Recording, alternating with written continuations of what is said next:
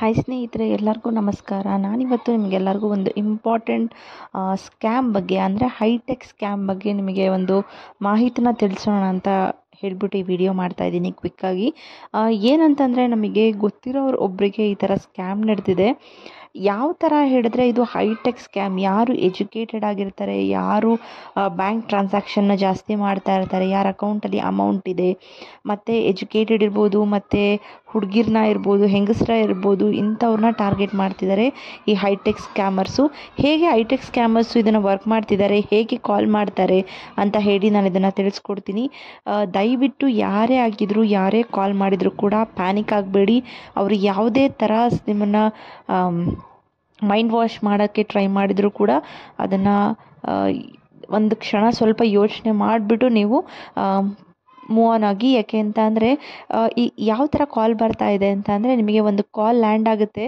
ಕಾಲ್ land ಆದಾಗ ನಿಮಗೆ number 9ನ press ಮಾಡಿ ಅಂತ ಬರುತ್ತೆ. ಯಾಕೆ ನಂಬರ್ 9ನ ಪ್ರೆಸ್ ಮಾಡಬೇಕು ಅಂತ ಹೇಳಿದ್ರೆ, ನಿಮಗೆ ಅಕೌಂಟ್ ಇರೋದು ಮೀನ್ಸ್ ಅಂದರೆ ನಿಮ್ಮ ಫೋನ್ ನಂಬರು ಬ್ಲಾಕ್ ಆಗ್ತಾ ಇದೆ. ಇದು ಬ್ಲಾಕ್ ಆಗಬಾರ್ದು ಅಂತ ಅಂದರೆ ನಮ್ಮ ಕಸ್ಟಮರ್ ಕೇರ್ ಎಕ್ಸಿಕ್ಯೂಟಿವ್ ಜೊತೆ ಮಾತಾಡ್ಬೋದು. ಹಾಗಾಗಿ 9ನ ಪ್ರೆಸ್ ಮಾಡಿ ಅಂತ ಬರುತ್ತೆ. ಇನ್ ಕೇಸ್ ನೀವು ಕಾಲ್ ಡಿಸ್ಕನೆಕ್ಟ್ ಮಾಡ್ತು ಅಂತ ಹೇಳಿದ್ರೆ ಮತ್ತೆ ನಿಮಗೆ ಇಮಿಡಿಯೇಟಾಗಿ ಇನ್ನೊಂದು ಕಾಲ್ ಬರೋಕ್ಕೆ ಶುರು ಆಗುತ್ತೆ. ಮತ್ತೆ ಸೇಮ್ ಅದೇ ಥರ ಬರ್ತಾ ಇರುತ್ತೆ. ನೀವು ಎಷ್ಟೇ ಕಾಲ್ನ ಬ್ಲಾಕ್ ಮಾಡಿದ್ರೂ ಕೂಡ, ಇಲ್ಲ ಇದು ಮಾಡಿದರೂ ಕೂಡ ಕೆಲವೊಂದು ಸತಿ ನಾವು ರಿಸೀವ್ ಮಾಡ್ತೀವಿ, ಏನೋ ಬ್ಲಾಕ್ ಆಗ್ಬೋದು, ಏನಾಗುತ್ತೆ ಅಂತ ಹೇಳಿ ನಾವೇನು ಮಾಡ್ತೀವಿ, ಸರಿ ನೋಡೋಣ ಅಂತ ಹೇಳ್ಬಿಟ್ಟು 9ನ ಪ್ರೆಸ್ ಮಾಡ್ತೀವಿ. ಅದು ಒಂದು ಟೆಲಿಕಾಮ್ ಡಿಪಾರ್ಟ್ಮೆಂಟಿಗೆ ಕನೆಕ್ಟ್ ಆಗೋ ಥರ ಅದು ಕನೆಕ್ಟ್ ಆಗುತ್ತೆ. ಕನೆಕ್ಟ್ ಆದಮೇಲೆ ಅವರು ಸೇಮ್ ನಮಗೆ ಟೆಲಿಕಾಮ್ ಡಿಪಾರ್ಟ್ಮೆಂಟಲ್ಲಿ ಹೇಗೆ ಸ್ವಾಗತಿಸ್ತಾರೆ ಹಾಗೆ ಮಾಡ್ತಾರೆ. ಡೈರೆಕ್ಟ್ ಟೆಲಿಕಾಮ್ ಡಿಪಾರ್ಟ್ಮೆಂಟಿಗೆ ಕನೆಕ್ಟ್ ಆಗುತ್ತೆ. ಅವರೂ ಕೂಡ ಇದನ್ನೇ ಹೇಳ್ತಾರೆ, ನಿಮ್ಮ ನಂಬರ್ ಬಂದು ಬ್ಲಾಕ್ ಆಗ್ತಾ ಇದೆ, ಅದ್ರ ಬಗ್ಗೆ ನೀವು ಚೆಕ್ ಮಾಡಬೇಕಾ ಅಂತ ಕೇಳ್ತಾರೆ. ನೀವು ಹೌದು ಅಂತ ಹೇಳ್ತೀರಾ. ಅದಾದಮೇಲೆ ನಿಮ್ಮದು ಆಧಾರ್ ಕಾರ್ಡ್ ಡೀಟೇಲ್ಸ್ ಕೊಡಿ ಅಂತ ಕೇಳ್ತಾರೆ. ನಿಮ್ಮದು ಆಧಾರ್ ಕಾರ್ಡ್ ಡೀಟೇಲ್ಸ್ನೆಲ್ಲ ಕೊಟ್ಟು ಆದಮೇಲೆ ಈ ಸಿಮ್ಮು ನಿಮ್ಮ ಹೆಸರಲ್ಲಿದೆ, ಈ ಆಧಾರ್ ಕಾರ್ಡಿಂದ ನಿಮಗೆ ಬೇರೆ ಬೇರೆ ಸಿಮ್ಗಳನ್ನ ಪರ್ಚೇಸ್ ಆಗಿದೆ, ಆ ಸಿಮ್ಮಿಂದ ನಿಮಗೆ ಸ್ಕ್ಯಾಮ್ ಆಗಿದೆ, ನೀವು ದೊಡ್ಡ ಸ್ಕ್ಯಾಮಲ್ಲಿ ಸಿಗಾಕೊಂಡಿದ್ದೀರಾ, ಮತ್ತು ನಿಮ್ಮ ಆಧಾರ್ ಕಾರ್ಡ್ ನಂಬರಿಂದ ಮತ್ತು ನಿಮ್ಮ ಫೋನ್ ನಂಬರಿಂದ ನಿಮ್ಮ ಅಕೌಂಟ್ಗೆ ಬ್ಲ್ಯಾಕ್ ಮನಿ ಎಲ್ಲ ಟ್ರಾನ್ಸಾಕ್ಷನ್ ಆಗ್ತಾ ಇದೆ ಅಂತ ಹೇಳ್ಬಿಟ್ಟು ನಿಮಗೆ ಹೆದರಿಸೋಕ್ಕೆ ಶುರು ಮಾಡ್ತಾರೆ. ಹಾಗಾಗಿ ನೀವೇನು ಮಾಡಬೇಕಾಗತ್ತೆ, ಹೋಗಿ ನೀವು ಸೈಬರ್ ಕಂಪ್ಲೇಂಟ್ ಕೊಡಬೇಕಾಗತ್ತೆ. ಸೈಬರ್ ಕಂಪ್ಲೇಂಟ್ ಕೊಡಬೇಕು. ಅದರಲ್ಲಿ ಒಂದು ನಿಮಗೆ ಕಂಪ್ಲೇಂಟ್ ಕೊಟ್ಟಿರೋದು ರೆಸಿಪ್ಟ್ ಕೊಡ್ತಾರೆ, ಅದನ್ನು ನೀವು ನಮಗೆ ಸಬ್ಮಿಟ್ ಮಾಡಬೇಕು ಅಂತ ಹೇಳಿ ತುಂಬ ಈಸಿಯಾಗಿ ನಂಬಿಸ್ತಾ ಹೋಗ್ತಾರೆ. ಅದಾದಮೇಲೆ ನಮ್ಮ ಸೈಬರ್ ಕ್ರೈಮಿಗೆ ಬರಬೇಕು ಅಂತ ಹೇಳ್ತಾರೆ. ಸೈಬರ್ ಕ್ರೈಮ್ ಇರೋದು ಮುಂಬೈಯಲ್ಲಿ ಅಂತ ಹೇಳ್ತಾರೆ. ಇಮ್ಮಿಡಿಯೇಟಾಗಿ ನೀವು ಹೊರಟು ಬರಬೇಕು ಅಂತ ಹೇಳ್ತಾರೆ.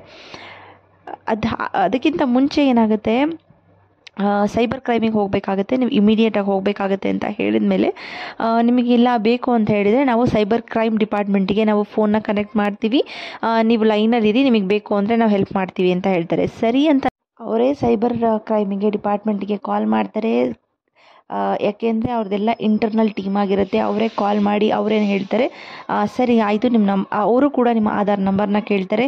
ಅವರು ಕೂಡ ಸೇಮ್ ಇದೇ ಪ್ರೋಸೆಸ್ ಹೇಳ್ತಾರೆ, ಇಲ್ಲ ನಿಮ್ಮ ನಂಬರ್ ಹ್ಯಾಕ್ ಆಗಿದೆ, ನಿಮ್ಮ ನಂಬರಿಂದ, ನಿಮ್ಮ ಆಧಾರ್ ನಂಬರಿಂದ ಬೇರೆ ಬೇರೆ ಅಕೌಂಟ್ಗೆ ಬ್ಲ್ಯಾಕ್ ಮನಿ ಹೋಗಿದೆ ಅಂತ ಹೇಳಿ ನಿಮಗೆ ಹೆದರಿಸೋಕ್ಕೆ ಶುರು ಮಾಡ್ತಾರೆ, ಬೇರೆ ಬೇರೆ ಥರ ಹೇಳಿ. ನಾವು ಕೂಡ ಅದನ್ನು ನಂಬ್ಕೊಂಡು ಹೋಗ್ತೀವಿ. ಅದಾದಮೇಲೆ ನೆಕ್ಸ್ಟ್ ಏನು ಮಾಡ್ತಾರೆ ಅಂತಂದರೆ, ನೀವು ಇಮಿಡಿಯೇಟಾಗಿ ಮುಂಬೈಗೆ ಬರಬೇಕು, ಅಲ್ಲಿ ಕ್ರೈಮ್ ಬ್ರಾಂಚ್ಗೆ ಬರಬೇಕಾಗತ್ತೆ ಅಂತ ಹೇಳಿ. ನೀವೇ ಹೇಳ್ತೀರಾ ಬ್ಯಾಂಗ್ಳೂರಲ್ಲಿದ್ದೀನಿ, ಇಲ್ಲ ನೀವು ಯಾವ ಊರಲ್ಲಿರ್ತೀರಾ ಊರು ಹೇಳ್ತೀರಾ, ಇಲ್ಲ ಇಮಿಡಿಯೇಟಾಗಿ ಬರಬೇಕು ಅಂತ ಹೇಳ್ತಾರೆ, ನಮಗೆ ಆಗೋದಿಲ್ಲ ಅಂತ ಹೇಳಿಬಿಟ್ಟು ನೆಕ್ಸ್ಟ್ ಏನು ಮಾಡ್ತಾರೆ ಅಂದರೆ, ಸರಿ ಓಕೆ ನಿಮಗೆ ಬರೋಕ್ಕಾಗಲಿಲ್ಲ ಅಂತ ಅಂದರೆ ನಾನು ಸೈಬರ್ ಟೀಮಿನ ಹೈಯರ್ ಅಥಾರಿಟಿಗೆ ನಾನು ನಿಮಗೆ ಕನೆಕ್ಟ್ ಮಾಡ್ತೀನಿ, ಅವರು ನಿಮಗೆ ವಿಡಿಯೋ ಕಾಲ್ ಮುಖಾಂತರ ಈ ಪ್ರೊಸೆಸ್ನ ನಿಮಗೋಸ್ಕರ ನಾವು ನಿಮ್ಮ ಫೇವರಲ್ಲಿ ಮಾಡಿಕೊಡ್ತೀವಿ. ಬಟ್ ಆದರೆ ನಾವು ಕೇಳೋ ಎಲ್ಲ ಪ್ರಶ್ನೆಗೂ ಕೂಡ ಕರೆಕ್ಟಾಗಿ ಆನ್ಸರ್ ಹೇಳಬೇಕಾಗತ್ತೆ. ಮತ್ತು ನೀವೇನಾದರೂ ಯಾರಾದರೂ ನಿಮ್ಮದು ಮಧ್ಯದಲ್ಲಿ ಏನಾದರೂ ಕಾಲ್ ಬಂದರೆ ರಿಸೀವ್ ಮಾಡೋಗಿಲ್ಲ, ಬೇರೆಯವರಿಗೆ ನೀವು ಕಾಲ್ ಮಾಡೋಗಿಲ್ಲ. ನಾವು ವಿಡಿಯೋ ಕಾಲ್ ಮಾಡಿದಾಗ ಯಾರೇ ಕೂಡ ಅಕ್ಕಪಕ್ಕ ಬಂದ್ರೂ ಕೂಡ ಇಮಿಡಿಯೇಟಾಗಿ ಡಿಸ್ಕನೆಕ್ಟ್ ಆಗುತ್ತೆ. ನೀವು ಸ್ಕ್ಯಾಮರ್ ಅಂತ ಹೇಳಿಬಿಟ್ಟು ನಿಮ್ಮನ್ನು ಅರೆಸ್ಟ್ ಮಾಡಬೇಕಾಗತ್ತೆ. ನಿಮ್ಮನ್ನು ಸ್ಕ್ಯಾಮರ್ ಅಂತ ಹೇಳಿ ಆಲ್ರೆಡಿ ನಾವು ಬೇರೆ ನಿಮ್ಮ ಆಧಾರ್ ಕಾರ್ಡಲ್ಲಿ ಏನೇನು ಇದೆ ಅವ್ರನ್ನೆಲ್ಲರನ್ನೂ ಕೂಡ ಅರೆಸ್ಟ್ ಮಾಡಿದ್ವಿ ಅಂತ ಅವ್ರ ಫೋಟೋ ತೋರಿಸಿ ಕೂಡ ಎದುರಿಸೋಕ್ಕೆ ಶುರು ಮಾಡ್ತಾರೆ. ಇಲ್ಲ ಅಂತ ಹೇಳ್ಬಿಟ್ಟು ಸರಿ ನೀವು ಅದಕ್ಕೂ ಒಪ್ಕೋತೀರಾ ಸರಿ ಅಂತ ಹೇಳ್ಬಿಟ್ಟು ಎಲ್ಲ ಡೀಟೇಲ್ಸ್ ಕೊಡ್ತೀನಿ ಅಂತ ಹೋಗ್ತೀರಾ. ಮತ್ತು ಇವಾಗ ನಿಮಗೆ ವೀಡಿಯೋ ಕಾಲ್ ಬರೋಕ್ಕೆ ಶುರು ಆಗುತ್ತೆ. ವೀಡಿಯೋ ಕಾಲ್ ಬಂದಾಗ ನೀವು ಎಲ್ಲ ಡೀಟೇಲ್ಸ್ನು ಕೇಳ್ತಾ ಹೋಗ್ತಾರೆ. ನೀವೆಲ್ಲ ಡೀಟೇಲ್ಸು ಹೇಳ್ತಾ ಇರ್ತೀರ. ಆಮೇಲೆ ಅವರೇ ಕೇಳ್ತಾರೆ ನಿಮ್ಮ ಅಕೌಂಟ್ ಬಂದು HDFC ಇದೆ ಅಲ್ವಾ ಅಂತ. ಆವಾಗ ಹೇಳ್ತಾರೆ ಇಲ್ಲ ನಂದು HDFC ಇಲ್ಲ, ನಂದಿರೋದು ಆಕ್ಸಿಸ್ ಬ್ಯಾಂಕಲ್ಲಿ ಅಂತ ಹೇಳ್ತೀರಾ. ನೋಡಿ HDFC ನಿಮ್ಮ ಅಕೌಂಟ್ನ ಓಪನ್ ಮಾಡಿ ನಿಮ್ಮ ಆಧಾರ್ ನಂಬರಿಂದ ನಿಮಗೆ ಈ ಥರ ಬ್ಲ್ಯಾಕ್ ಮನಿ ಟ್ರಾನ್ಸಾಕ್ಷನ್ ಆಗ್ತಾ ಇದೆ, ಸ್ಕ್ಯಾಮ್ ಆಗಿದೆ ನಿಮ್ಮದು, ನೀವು ಸ್ಕ್ಯಾಮರ್ ಆ ಥರ ಹೇಳಿ ತುಂಬ ಪದೇ ಪದೇ ಫೋರ್ಸ್ ಮಾಡಿ ನಿಮ್ಮನ್ನು ಒಂದು ಸ್ಕ್ಯಾಮರ್ ಅಂತ ಹೇಳಿ ತುಂಬ ಹೆದರ್ಕೊಳ್ಳೋ ಥರ ಮಾಡೋಕ್ಕೆ ಶುರು ಮಾಡ್ತಾರೆ. ದಯವಿಟ್ಟು ಈ ಸ್ಕ್ಯಾಮಿಗೆ ಬೀಳಬೇಡಿ.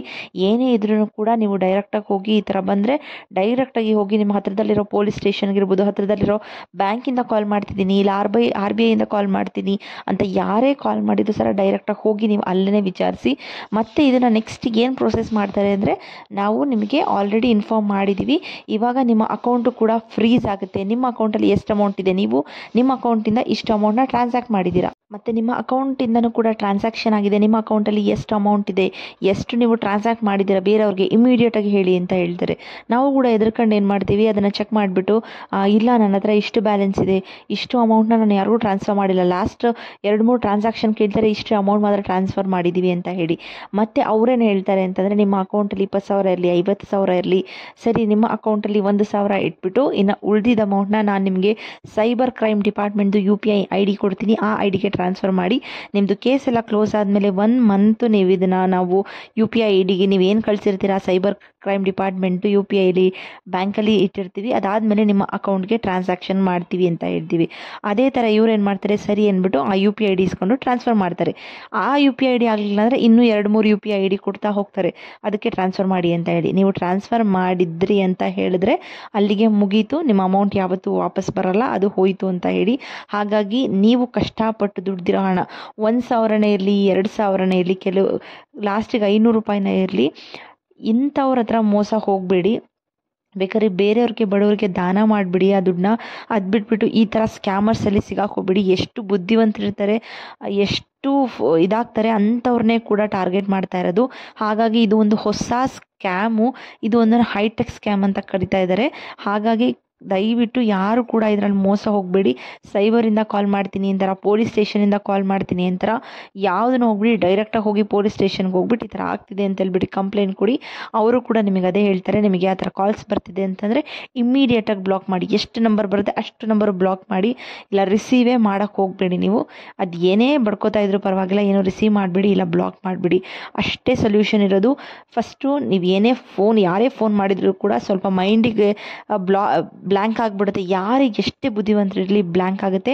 ಆ ಬ್ಲ್ಯಾಂಕ್ ಆಗೋನ್ನ ಬಿಟ್ಟು ಫಸ್ಟ್ ಒಂದು 5 ನಿಮಿಷ ಅಟ್ಲೀಸ್ಟ್ ಒಂದು 5 ಸೆಕೆಂಡ್ಸ್ ನಿಮ್ಮ ಬುದ್ಧಿಗೆ ಕೆಲಸ ಕೊಟ್ಟು ಯೋಚನೆ ಮಾಡಿಬಿಟ್ಟು ನೆಕ್ಸ್ಟ್ ಸ್ಟೆಪ್ ಇಡಿ ಅಂತ ಹೇಳ್ತಾ ಇದ್ದೀನಿ. ಹಾಗಾಗಿ ಈ ಥರ ಸ್ಕ್ಯಾಮಲ್ಲಿ ಎಂದಿಗೂ ನೀವು ಸ್ಕ್ಯಾಮ್ನ ಹ್ಯಾಕ್ ಆಗೇ ಆಗುತ್ತೆ. ಸ್ಕ್ಯಾಮರ್ ಹತ್ರ ಹುಷಾರಾಗಿರಿ, ತುಂಬ ಎಷ್ಟು ಹುಷಾರಾಗಿರ್ತೀರ ಅಷ್ಟು ಹುಷಾರಾಗಿರಿ. ಏನೇ ಬಿಸ್ನೆಸ್ ಟೆನ್ಷನ್ ಇರಲಿ, ಯಾವುದೇ ಕ್ರಿಟಿಕಲ್ ಕಂಡೀಷನಲ್ಲಿರಲಿ, ನೀವು ಇಮ್ಮಿಡಿಯೇಟಾಗಿ ಏನು ರೆಸ್ಪಾಂಡ್ ಮಾಡಬೇಡಿ.